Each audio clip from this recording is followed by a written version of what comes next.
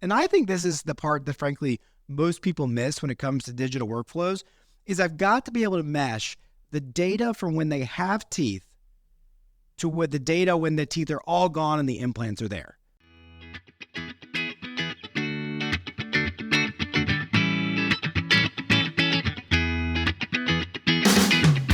Welcome back to the Millennial Dentist Podcast, a podcast all about working smarter, not harder. Pushing dentists to go beyond dental school dentistry and build the practice of your dreams. Here is your host, the Millennial Dentist himself, Dr. Sully Sullivan. It's good afternoon, evening here, but I don't know what it is where you are. Welcome back to the Millennial Dentist Podcast. Super pumped to be recording, per usual. I have a cocktail actually right now, so that tells you what time of day it is, and it is great. So we'll see where this podcast episode goes, because usually they're pretty good when I get to partake in a cocktail. But anyways, remember to check us out on YouTube. Go subscribe. We're doing a lot more video content now. You get to see me. We're going to bring in more, visuals, which is always good. If you like visuals, this one will be pretty audio oriented, but yes, we are doing that more. And we're going to be, pretty soon, we're going to be going live with a kind of an evening show, so to speak. That's what I'm really looking forward to. But anyways, we're going to talk about full arch hybrid dentistry today. Something I'm super passionate about. We're going to get a little clinical, something that I haven't been doing as much lately, and I was like, I should probably do that. So yeah, we're going to jump into it. But without further ado, if you listen and you like it, make sure you subscribe. Go give us 5 stars on iTunes, wherever you're listening. Leave a review. Share with your friends. This podcast is free, and it's just a labor of love, but I enjoy it, and so I'd love to get the word out. So go do that, and let's jump into it. So we're going to talk about full arch. Now, I like to think that I've become a little bit of an expert on this. Maybe, when it comes to like workflow and what we're doing, to give some background, I was doing no full arch probably a couple of years ago. I started placing implants in 2017, took a lot of CE that was possible at the time to get better at bone grafting, sinus lifts, just full arch placement, full arch restorative placement. I've probably taken over, 1,000 hours in CE that's kind of directly or indirectly related to full arch. And now more than ever is it the best time to get into full arch because of what we can do with digital workflows and that sort of thing. So I kind of want to talk about, generally speaking, how we're doing our full arch workflows. So first off, foremost, and I'm going to skip to kind of like their candidate, what are we doing, et cetera. So let's talk about surgery a little bit. One is we're doing a lot of guided surgery. So I started out learning to place implants freehand. And I think it's important to have some level of freehand foundational skill when you get into full arch, but I still am a firm believer that guided full arch is the best place to get started. And the reason I believe that is because one of the most challenging aspects of full arch, implant dentistry is understanding the bone reduction that's needed and the restorative aspect of it. It's kind of like a single implant, honestly, whereas putting the implant in is the easy part. It's restoring it in the right position and having the right emergence to deal with the soft tissue, to do all these things that actually kind of partake in what is the best or the most needed to be a successful result.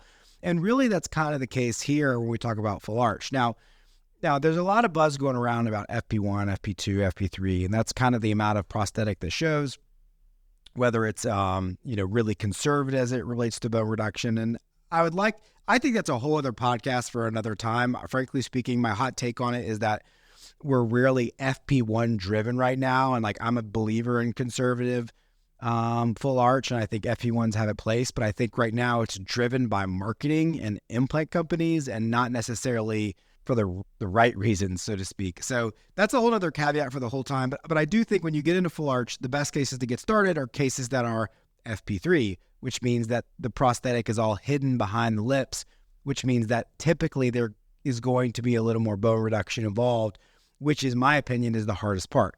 So with that being said, that's where I think guided surgery comes into play, because it's something that as a dentist placing singles or even cases for overdentures that you're not used to doing is the bone reduction. So when I think about, okay, what are the hurdles that we see with people when they're getting into full arch?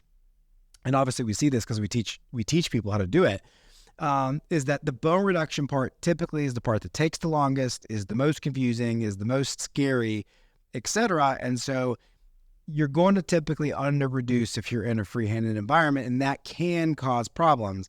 Obviously, it can cause aesthetic nightmares. What does that look like? That means transition lines showing, right? So now all of a sudden when they smile, I see this big gap between prosthetic and their real tissue, and that's not a good look. You've all probably seen cases like that, and so that's not ideal. The other part that we run into is not having enough material thickness, running into these things breaking more often, causing more issues from just a restorative standpoint for it being successful. So when we get into like a traditional FP3 and having enough bone reduction, I think that guided surgery is still the best way to go about it, because what we're really guiding is how much bone reduction that we need to do. Now, guided system-wise, there's a lot on the market.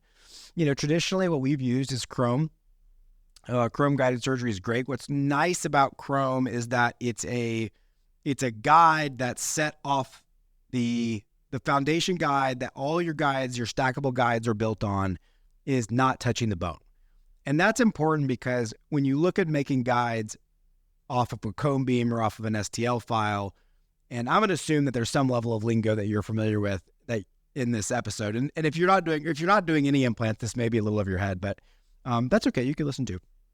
But the point being is that there's natural inaccuracies. So if in a STL file where I'm making a tooth-borne guide, it's resting on the teeth, that's a really, really accurate file.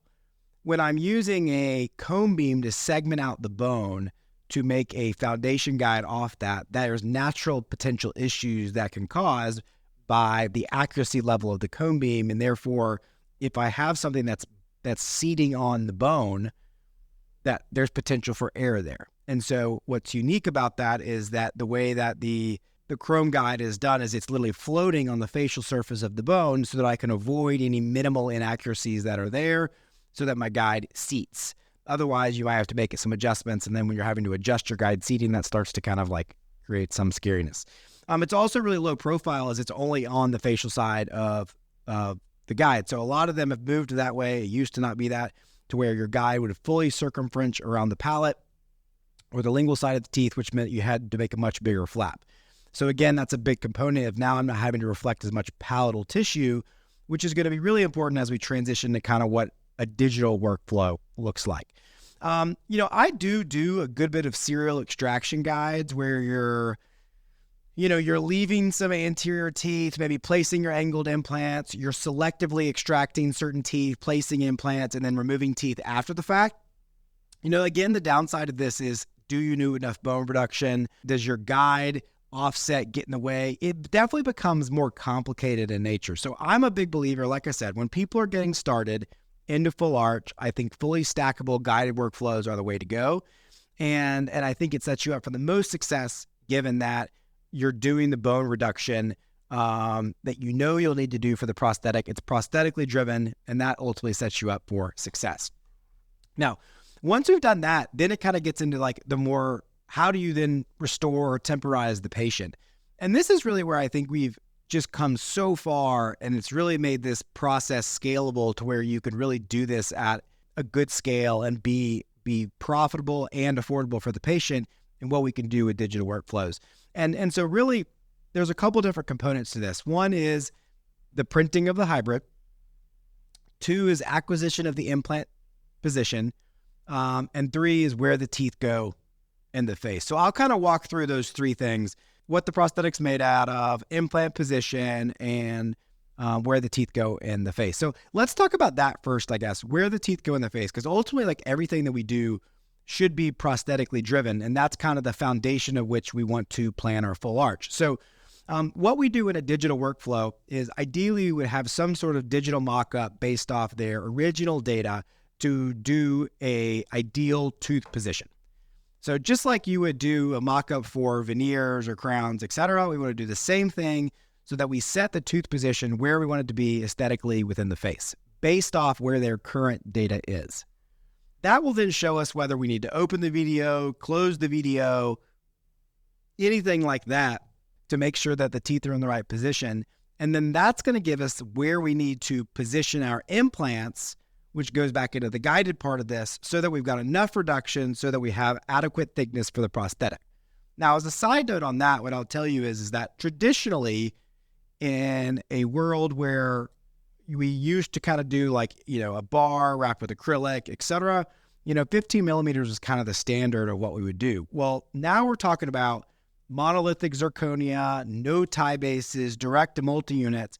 There's no issue with us getting down to 10 to 12 millimeters. 12 millimeters is probably the ideal area, but there's definitely cases where I'm going down even as shallow as 10 in more of these conservative situations. So that's kind of the unique part about it, is because of the way that we can do it now, we remove a lot of the parts and pieces. We still have good thickness, and so we can be more conservative with the restoration at large. So the tooth position gets set by the photos. Some people are moving into facial scanners. I think there's definitely a place for it. I've played around with some of the facial scanners. I haven't made the jump yet. I still think that good photography still does an adequate job as far as being able to overload those photos to put the teeth in the face where they need to go. And then we're going to be able to mesh that back to the patient by referencing the photo, the mock-up to the photo to their current teeth. Now, if they've got dentures, we just use their dentures as kind of their set space. So like that becomes the baseline, so to speak. And it may be that we need to refabricate an immediate denture to get that into a better position before we start, because what I'll tell you is that I find that I have to do way more adjustments if I don't get this stuff set as ideal on the front end. So going to the energy or effort to get a new denture made and look, that's not hard in today's world, right? To get a new denture, we're talking about relining a current one, taking some photos, sending that to a digital designer. They design it. We print out a try-in, and that is making the new denture. So it's a very cost-effective way now that we can make sure that we nail the aesthetics on the front end so that when we do the surgery, we're not having to do as many adjustments with something that screws in and out of the mouth, because that's obviously harder to change. So at that point, we go to surgery and we've got our photos, our ideal design, and now I'm going to go into surgery. Now, the kicker here is once you take out all the teeth, and I think this is the part that frankly most people miss when it comes to digital workflows, is I've got to be able to mesh the data from when they have teeth to with the data when the teeth are all gone and the implants are there. So I've got position A and then position B, and I've got to find a way to mesh those two together.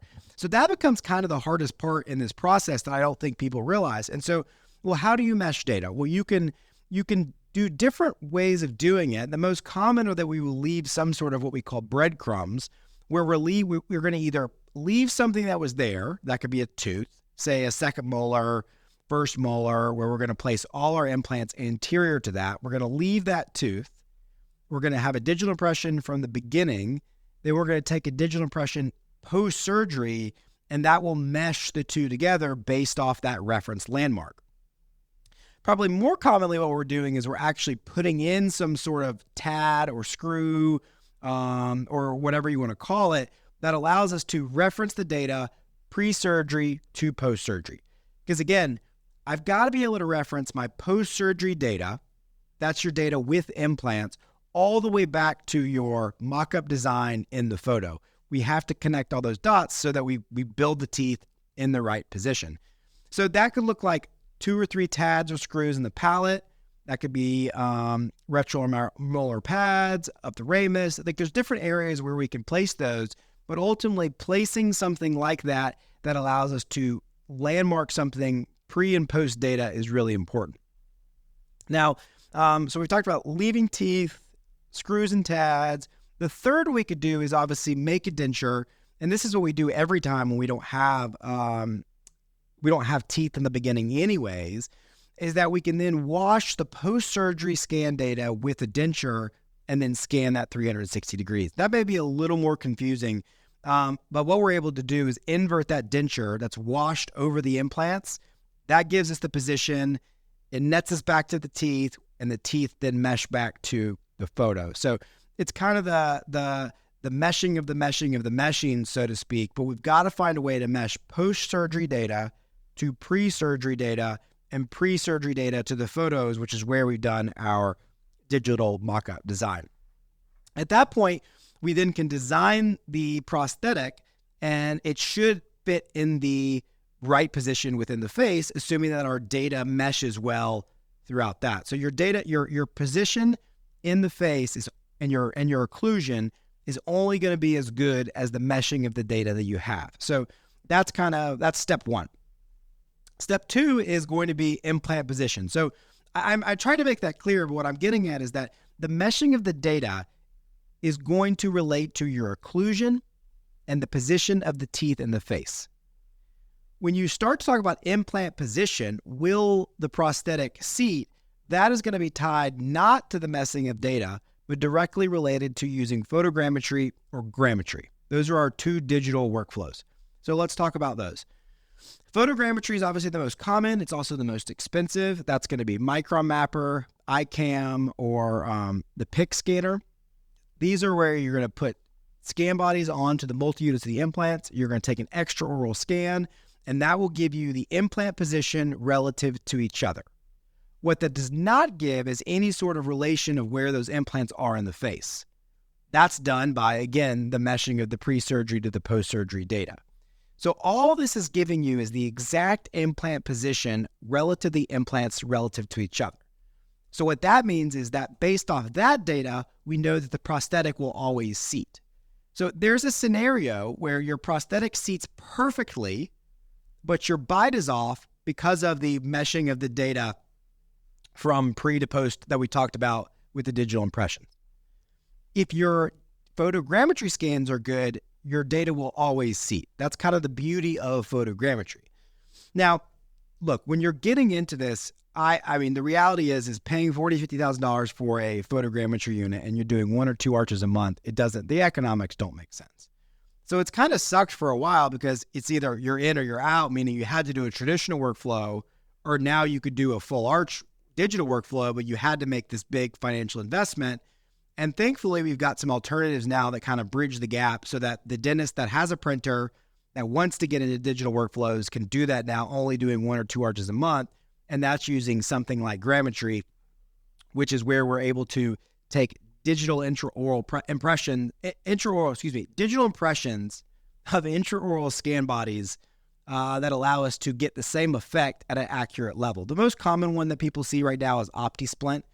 We take these scan bodies, we then put them in the mouth, then we lute them all together. That's the really important part. That's almost like you're essentially creating a verification jig like you would for an open tray impression. And then what we're going to do is we're going to take a digital impression of that extraorally. That way it's easy to scan, it gives us the reference markers. And what we're seeing is that data it's not as accurate, but it's pretty daggum close and very much clinically acceptable to compare to a photogrammetry standpoint. There's different companies on the market. Nexus iOS is one. The downside to them is it's all proprietary, so you have to use their lab for the finals, et cetera. I don't like that. There's different ones coming out right now that I've even been beta testing some of them.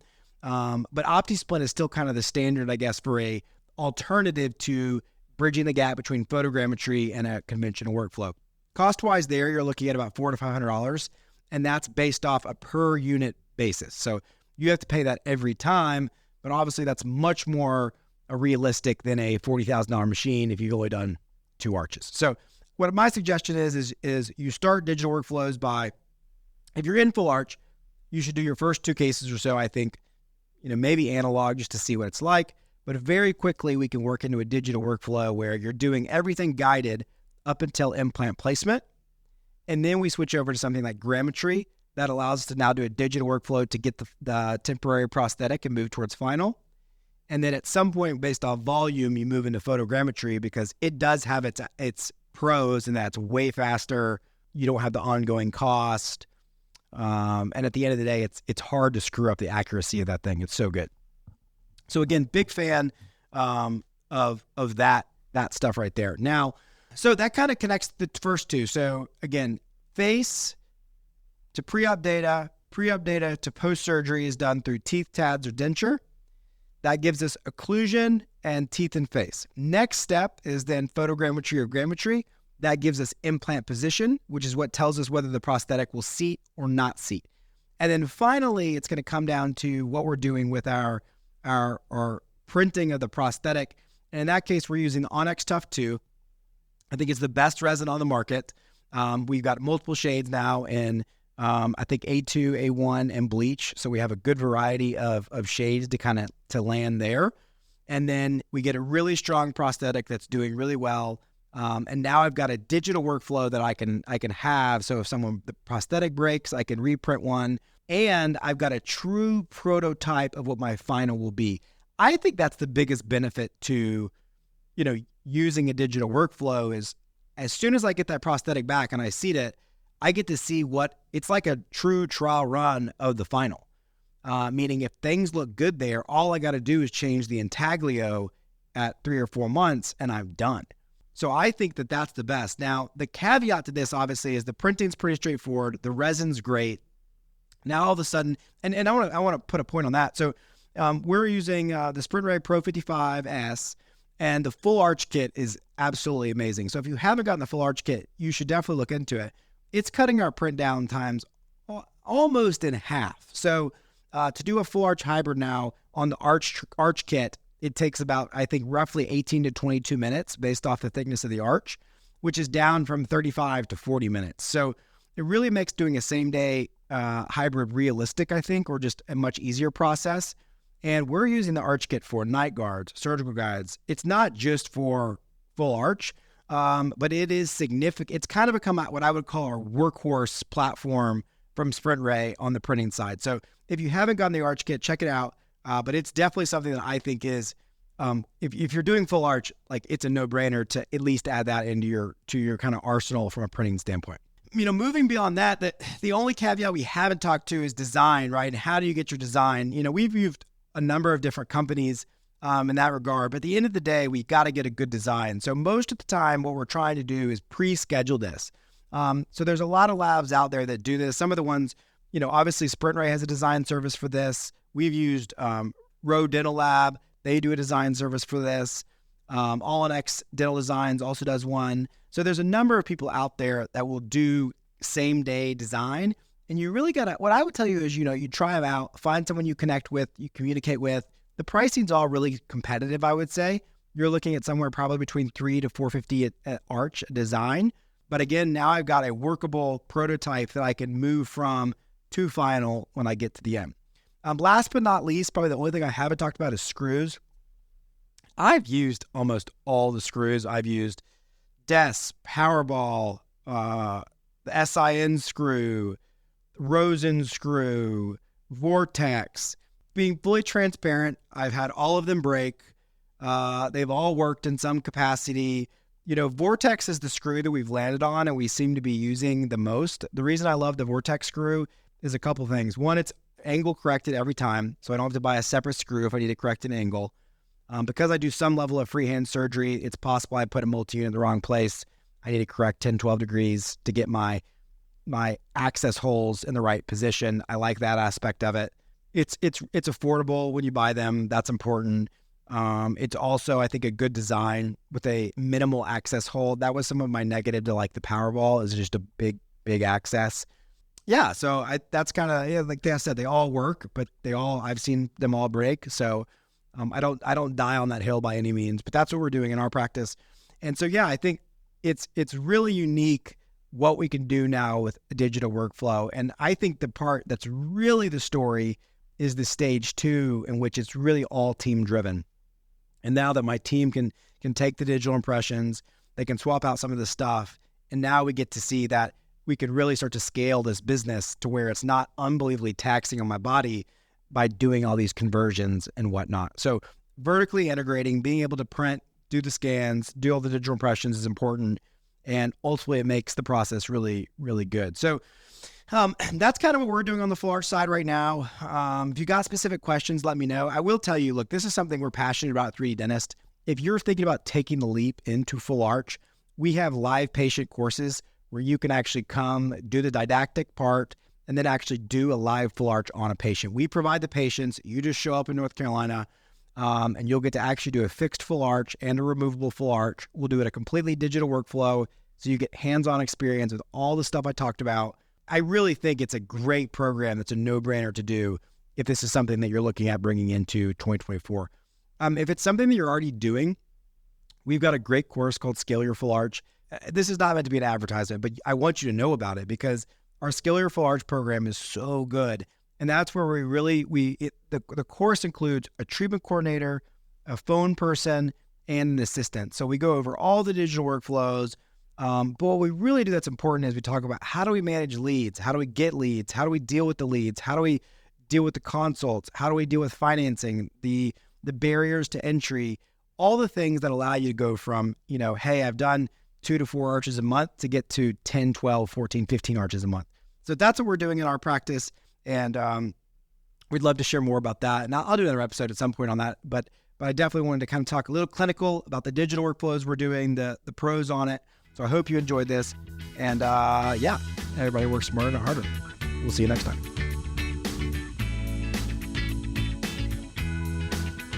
Thank you for listening to The Millennial Dentist. Visit us online at millennialdentist.com.